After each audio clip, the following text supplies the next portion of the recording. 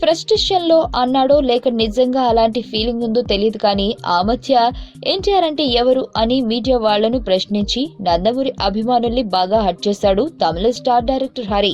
ఎన్టీఆర్ తో మీరు సినిమా చేయబోతున్నారటగా అని మీడియా వాళ్లు పదే పదే అడిగేసరికి ఆయనకు చిర్రెత్తుకొచ్చినట్లుంది.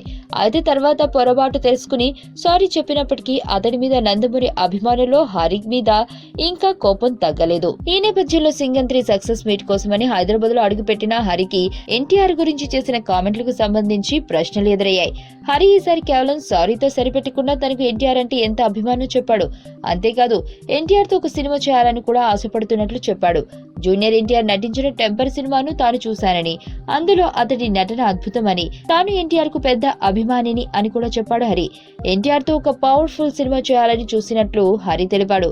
మొత్తానికి ఎన్టీఆర్ అభిమానులు హరి తాజా వ్యాఖ్యలతో పూర్తిగా శాంతిస్తారనడంలో సందేహం లేదు.